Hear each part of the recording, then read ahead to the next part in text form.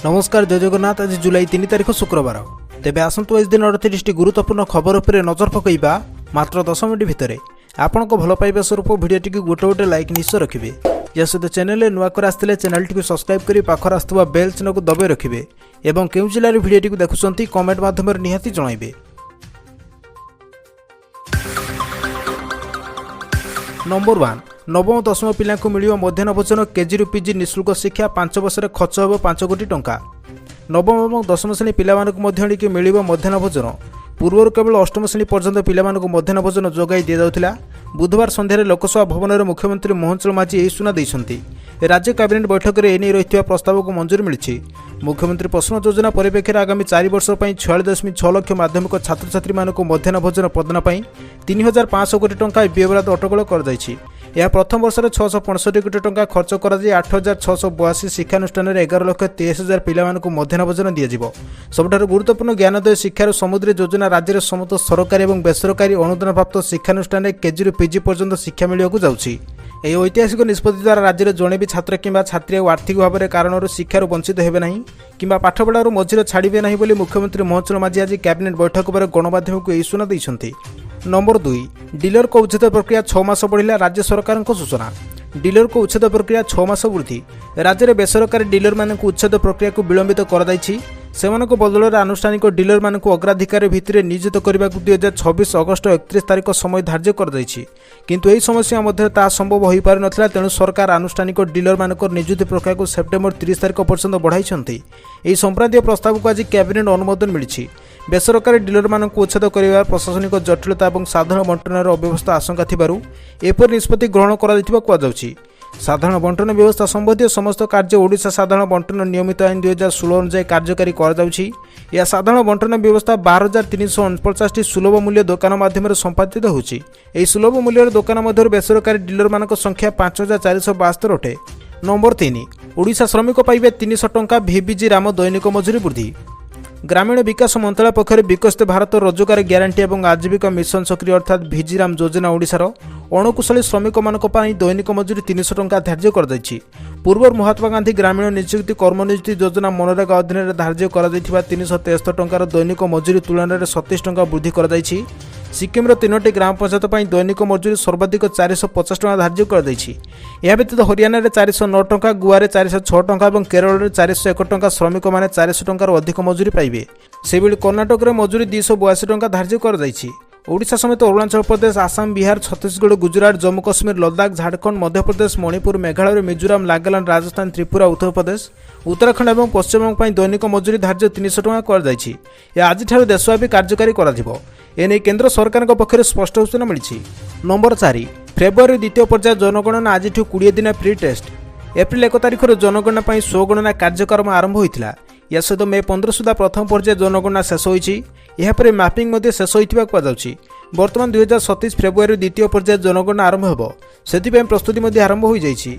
जुलाई 1 pre test आरंभ हो ए मयूरभंज और भुवनेश्वर यह आरंभ कर द्वितीय पर्यायर मोबाइल आप और लोकों फिडबैक विभिन्न प्रकार प्रश्नपत्र पचर 20 दिन व्यापी प्री टेस्ट कर 10 ରୁ 15,000 लोकों को नहीं प्री टेस्ट हो। बर्तमान 2027 फेब्रुआरी द्वितीय पर्याय जनगणना आरंभ हो से प्रस्तुति आरंभ हो जाइए।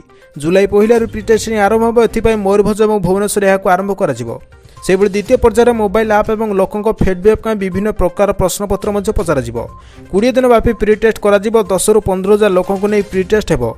एथिपाई अत्याधिक शिक्षक नियोजित हेबे बोली जनगणना निर्देशक निखिल पवर कल्याण सूचना देइछन्ति। नंबर 5 अवपात रूप नेला लघुचाप 6 तारिख पर्यंत राज्य में प्रबल वर्षा।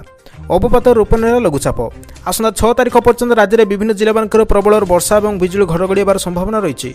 जून मासरे स्वाभाविक कम वर्षा होता बेले जुलाई में देश में स्वाभाविक परि कम वर्षा होबार संभावना रही। एने पूर्वानुमान कर पाणीपाग केन्द्र। आईएमडी पूर्वानुमान अनुसार जुलाई उपकूल और पश्चिम ओडिशा वर्षा स्वाभाविक अधिक हो पारे। प्रभाव आसना जुलाई 3 सुधा उत्तर पश्चिम बंगोपसागर यार पार्श्ववर्ती अंचल एक लघुचाप केतु सृष्टि हो पारे। संभाव्य लघुचाप प्रभाव में जुलाई 6 तारिख पर्यंत राज्य में विभिन्न अंचल में प्रबल अति प्रबल वर्षा वज्रपात और घड़घड़ीर संभावना रही। भुवनेश्वर पाणीपाग विज्ञान केन्द्र पूर्वानुमान अनुसार आसंता 24 घंटा मध्य संबलपुर, सुंदरगढ़ और झारसुगुड़ा जिले में केतक अंचल में प्रबल अति प्रबल वर्षा नहीं ऑरेंज वार्निंग जारी कर आज केन्दुझर, रायगड़ा, कोरापुट, मालकानगिरी और गजपति जिले में किसी स्थान में प्रबल वर्षा नहीं वार्निंग दी जाइए। भुवनेश्वर कटक सहित राज्य में विभिन्न अंचल प्रबल वर्षा जारी रही। आज सकाल 5:30 पूर्वाह्न 10टा पर्यंत ट्विन सिटी समेत कटक में विभिन्न जिला मान झिपिझिपि वर्षा देखा मिलता। सकाल सकाल पागल बड़ परिवर्तन होता। नंबर 6 धान किणा को नहीं मंत्री घोषणा, चाषी को मिला आश्वस्ति। चाषी भाई मानक मिला आश्वस्तिकर खबर। राज्य रबी धान किणा अवधि को आसना जुलाई 3 तारिख पर्यंत वृद्धि कर सरकार। राज्य में 5टी जिले में राज्य में बर्तमान सुधा 5टी जिले में एवं चाषी धान पड़ रही सरकार कहते। खाद्य जोगाड़ और खाउटी कल्याण मंत्री कृषक मान प्रतिनिधि दे कहते समस्त जिले में धान उठाଯିव एवं आगक अवधि बढ़ाइबार कौन आवश्यकता नहीं। मंत्री सूचना अनुसार नुआपड़ा, बालेश्वर समेत आउ 3टी मंडी एवं धान पड़ रही। चाषी जमी असुविधार सम्मुखीन न होबे से धान किणा सीमा को 3 तारिख पर्यंत वृद्धि कर मंत्री आहरी कहते चलित रबी ऋतु एपर्यंत 3,36,052 जन कृषक मान 1,79,919 मेट्रिक टन धान किणा सुरुखुरे सरी। चलित वर्ष सरकार 20 लाख मेट्रिक टन धान संग्रह लक्ष्य धार्य रखिते, जहाँ आगामी 3 दिन मध्य संपूर्ण रूपे पूर्ण हो पार मंत्री कहते।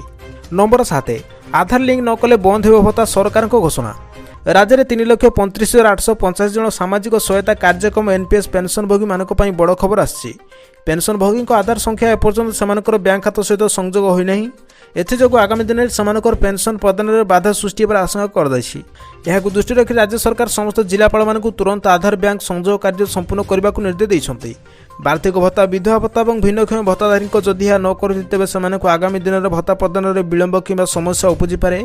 सामाजिक सुरक्षा और भिन्नक्षम सशक्तिकरण विभाग प्रमुख सचिव एने समस्त जिलापाल मानक चिठी लिखिं। नंबर 8 पेट्रोल डीजेल उपर बिक्री कटकणा हटिला, सरकार घोषणा। पेट्रोल डीजेल बिक्री कटकणा हटिला। मध्यप्राच्य युद्ध नजर रखी चलित मास 12 तारिख में पेट्रोल और डीजेल बिक्री कर सामयिक घटना को सरकार प्रत्याहार कर। आसंता जुलाई 1 तारिख कटकणा हटिଯିବ। आसंता जुलाई 1 तारिख कटकणा हटाଯିବ। वाणिज्यिक ग्राहक मान पेट्रोल पंप पेट्रोल और डीजेल किणवा को बारण कर। एसत दिन को गाड़ी पिछा 200 लिटर डीजेल बिक्री कटकणा लगा जाइथिला। युद्ध पर तेल अभाव देखा आशंका थिबार एसबू कटकणा लागू कर। तेलर कारबार महजुद और अन्यत्र स्थानांतर भली मामला रोकने सरकार एक कठोर पदक्षेप नहीं। तेज बर्तमान पेट्रोल डीजेल उपर बिक्री खूब शीघ्र कटकणा हटाइବାକୁ जाउछन्ती सरकार। ईरान और अमेरिका मध्य अंतरीण शांति चुक्ति स्वाक्षर होगा और हरमुज प्रणाली जहाज चलाचल स्वाभाविक भाव सांप्रतिक स्थितिर समीक्षा कर सरकार यह निष्पत्ति नेबाकु जाउछन्ती। तुरंत हो पारिबनी 10,000 टंकार अधिक ऑनलाइन पेमेंट, जानतु आरबीआई रे नुआ प्लान। एणिक हो पारिबनी 10,000 टंकार अधिक ऑनलाइन पेमेंट। डिजिटल पेमेंट आसिया पर लेनदेन सहज होईछि, विशेषकर खुचुरा समस्या कमी। भारत में बर्तमान डिजिटल पेमेंट व्यवहार द्रुत गति बढ़िबार लगी। बर्तमान UPI, net banking, mobile banking और कार्ड पेमेंट कारण साइबर ठकई और ऑनलाइन फ्रॉड मामला लगातार वृद्धि घटुची। डिजिटल पेमेंट वृद्धि जो भारतीय रिजर्व बैंक आरबीआई ऑनलाइन ठकई को रोकने एक बड़ पदक्षेप नेବାକୁ जाउछि। आरबीआई प्रस्ताव देइछि जदि उपभोक्ता 10,000 टंकार अधिक ऑनलाइन ट्रांसफर करते तेज पेमेंट पूर्ण होगा पर्यंत 1 घंटा समय लगिपारे। तुरंत 10,000 टंका पेमेंट हेब नहीं। देशर बैंकिंग शिल्प ई सुरक्षा पदक्षेप को समर्थन करिछि, किंतु साधारण लोकों सुविधा और वैषयिक असुविधा विषय मध्य चिंता प्रकाश पाई। बर्तमान बैंक गुड़िक विश्वास करुछन जे नियम ठकई को रोकबार साहाय्य करिवो, किंतु साधारण लोक दैनंदिन कारोबार पर असुविधार सम्मुखीन हो पारती बोली कहुछि। नंबर 2 जुलाई 1 तारिख बंद हो 50 टंकिया 100 टंकिया नोट, सरकार को नुआ नियम। एणिक जुलाई 1 तारिख बंद हो 50 टंकिया 100 टंकिया नोट। सोशल मीडिया एक पोस्ट द्रुत गति भाइराल होउछि, जो दाबी कर जुलाई 1 तारिख पुराना 10 टंकिया 20 टंकिया 50 टंकिया और 100 टंकिया नोट बंद होगा जाउछि। सोशल मीडिया भाइराल होता एक पोस्ट दाबी कर महाराष्ट्र लागू थी एक पोस्टर रही। पोस्टर स्पष्ट भाव में लिखा जाए 10 टंकिया 20 टंकिया 50 टंकिया और 100 टंकिया नोट 1 जुलाई 2026 बंद हो स्पष्ट कर समस्त नोट को निषिद्ध कर केवल 2005 पूर्व मुद्राधित पुराना नोट को प्रचलन प्रत्याहृत कर। पोस्ट आहरी दाबी कर निष्पत्ति आरबीआई द्वारा निष्पत्ति नहीं आनुष्ठानिक भाव में वैध। जितेबाला पीआईबी भाइराल पोस्ट तथ्य जांच कला से मिथ्या बोली जमापड़ी। सरकार को अत्याकृत संस्था PIB official x Twitter account रे एपर्यंत कौन पोस्ट होना। एने आरबीआई पक्ष स्पष्ट गाइडलाइन जारी कर। नंबर 3 समवाय समिति द्वारा सार बंटन को प्रोत्साहित पर सरकार बड़ पदक्षेप 42 कोटी टंकार सुध रियायती योजना मंजूरी। समवाय समिति गुड़िक द्वारा सार बंटन को प्रोत्साहित करने सरकार बड़ पदक्षेप 42 कोटी टंकार सुध रियायती योजना मंजूर कर मोहनचल माझी। चाषी मानक सठिक समय मिल सार। मंत्री कहते कलाबजारी रोकने समवाय विभाग द्वारा एक नूतन योजना कार्यकारी को अनुमोदन मिली। द्वारा चाषी भाई मानक सहज और सुगम भाव में सार बंटन कर। नूतन योजनार नाम हो सार पूर्व महजुद प्री योजना कार्यक्रम। यही कैश क्रेडिट ऋण पर सुध रियायती मिलवाक जाउछि। अर्थ विभाग चलित आर्थिक वर्ष यह योजना कार्यकारी करने अनुमोदन प्रदान कर सारी। यह योजना समवाय समिति गुड़िक एक प्रमुख आर्थिक समस्यार समाधान कर। साधारणतः चाष समय पूर्व अग्रणी सार आनी महजुद रखा जो समिति गुड़िक मात्राधिक सुद बोझ पड़े। यह कारण को दृष्टि रखी सरकार यह नुआ नियम लागू करने को जाउछन्ति।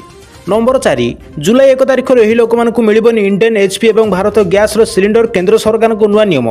जुलाई 1 तारिख यह लोक मिलबनी गैस सिलिंडर 1 जुलाई एलपीजी सिलिंडर को नहीं अनेक नियम आर्थिक बदलुची।